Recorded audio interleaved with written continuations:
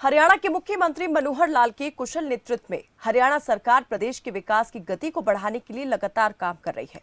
और इसी कड़ी में सीएम मनोहर लाल ने फरीदाबाद महानगर विकास प्राधिकरण की चौथी बैठक में फरीदाबाद के विकास के लिए करीब 878 करोड़ रुपए के बजट को मंजूरी दी।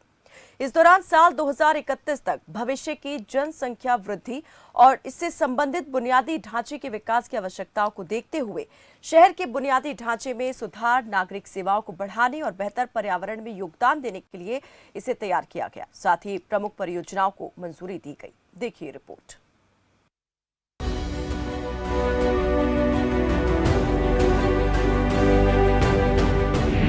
फरीदाबाद को मिली मनोहर सौगात, कई प्रमुख परियोजनाओं को मिली मंजूरी। विकास कार्यों के लिए 878 करोड़ का बजट हुआ पास। फरीदाबाद में पेयजल आपूर्ति का भी होगा विस्तार। हरियाणा में बढ़ती जनसंख्या और संबंधित बुनियादी ढांचे के विकास की आवश्यकताओं को पूरा करने के लिए मुख्यमंत्री मनोहर लाल ने करीब 878 करोड़ रुपए का बजट मंजूर किया है। मुख्यमंत्री मनोहर लाल के नेतृत्व में फरीदाबाद के भविष्य को बेहतर बनाने के लिए विजन के साथ एफएमडीए ने शहर में 2031 तक अनुमानित जनसंख्या वृद्धि को ध्यान में रखते हुए एक मजबूत विकास योजना विकसित की है। इसी को लेकर अगले कुछ सालों में फरीदाबाद के विस्तार और विकास में सहयोग के लिए प्राधिकरण की बैठक में कई प्रमुख योजनाएं प्रस्तुत की गई, जिसे मुख्यमंत्री ने शहर के उत्थान और बड़े पैमाने पर जनता के लाभ के लिए मंजूरी भी दी। 878 करोड़ का बजट इस वर्ष का वो पारित किया गया है और जिसके अंदर 560 करोड़ रुपया ये आएगा ईडीसी से और बाकी जो फंडिंग है स्टैम्प ड्यूटी में से है, कुछ लोकल सेस है, तो ऐसा मिला करके 878 करोड़।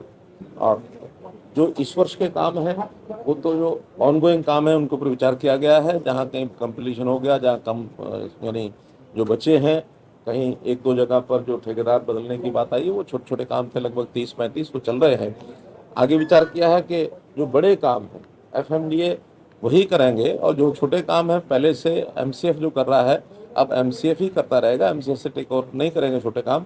अन्यथा एफएमडीए का पर्पस है जो मास्टर बड़े मेन लाइन्स के काम हैं, जो जिसको कहना चाहिए जो जिनके ऊपर फोकस होना चाहिए। जैसा फरीदाबाद की आबादी बढ़ रही है तो उस नाते से जीएमडीए ने जैसे गुरुग्राम में एक अच्छी प्रोग्रेस की है, वैसे एफएमडी भी अपने साइज को थोड़ा बढ़ाएंगे।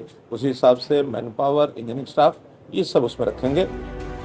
विकास की गति को बढ़ावा देने के लिए सरकार हर मुमकिन प्रयास कर रही है। इसी कड़ी में केंद्र सरकार से अमृत योजना के तहत मिलने वाले 494 करोड़ रुपए में से 370 करोड़ फरीदाबाद को दिए जाएंगे। वहीं ईडीसी से मिले 560 करोड़ रुपए भी शहर के विकास पर खर्च होंगे। अमृत योजना जैसे सभी बड़े विकास कार्य सिर्फ एफएमडीए ही करेगा, वहीं छोटे विकास कार्य नगर निगम और दूसरे विकास विभाग करेंगे। इसके लिए सरकार ने 5 साल का प्लान तैयार कर लिया है। बड़े कामों में जैसे अमृत 2 के जो काम पूरे हरियाणा में शुरू होने हैं तो उसमें लगभग 25% पैसा जो है पूरे हरियाणा का जो आएगा उसके अंदर फरीदाबाद को मिलेगा। 1474 करोड़ में से 370 करोड़ रुपया ये फरीदाबाद को उसमें मिलेगा। और ईडीसी के भी जो हर वर्ष पैसे आएंगे वो सब वर्ष दर वर्ष चलेंगे। तो 5 साल का प्लान जो हमने तय किया है उस 5 साल के प्लान में 4,500 करोड़ के काम आज कंसीव किए गए हैं, जिसमें मुख्य रूप से सीवरेज का पानी, सीवरेज की व्यवस्था और पानी सप्लाई की व्यवस्था, ये 2 बड़े मेजर काम है। 4,500 करोड़ रुपए के कंसीव किए हैं। 5 साल की प्लानिंग उसकी बनाई गई। फरीदाबाद विकास योजना 2031 के अनुसार पूरे फरीदाबाद में वर्तमान और संभावित आबादी को देखते हुए पेयजल की आपूर्ति का मास्टर प्लान एफएमडीए द्वारा तैयार किया गया है। एफएमडीए द्वारा 12 नए रेनी वेल्स का निर्माण कार्य चल रहा है। इसी के साथ सीवरेज नेटवर्क मजबूत करने और सड़कों के निर्माण कार्य भी तेजी से किए जा रहे हैं। 12 रेन्यूअल इसका काम स्टार्ट हो गया है। 5 नए रेन्यूअल उसको भी आज मंजूरी दे दी गई है ताकि पीने के पानी का जो कमी आगे चल करके ना आए, ये सारा काम किया है। सीवरेज, सड़क और पानी इसका जो पूरा एक प्रकार का, जैसे वैसे ग्रीवेंस कमेटी में मैंने ये उस समय एक इनको निर्देश दिए थे कि आईआईटी के द्वारा उस सारे का एक हम सर्वे करा लें, उसकी रिपोर्ट तैयार करा लें, क्योंकि फेजेज में काम करने के बाद कई जगह उसके डिफेक्ट आते हैं। पानी का खास करके फ्लो का सिस्टम ठीक ना बने तो उसका पर्पज ही डिफ्यूट होता है। तो पूरे फरीदाबाद नया पुराना मिला करके, और इसका जो सर्वे है वो IIT से कराया जाएगा। मानव रचना भी उसमें सहयोग करने की बात कही है, और भी कुछ संस्थाएं जो छोटी संस्थाएं हैं उसमें सहयोग करेंगी, तो मास्टर प्लान एक जो है वो फरीदाबाद का बनेगा। खेड़ी गांव में एक बाईपास का प्रस्ताव आया है, लेकिन उसमें क्योंकि ज़मीन जो है किसानों की है और कुछ डेवलपर्स की भी वहाँ है, तो ऐसी ज़मीन को प्रोक्योर करने का एक सिस्टम वो जिम्मे लगाया है हमने टीम के कि उस ज़मीन को खरीद करके बाईपास बनाया जाए।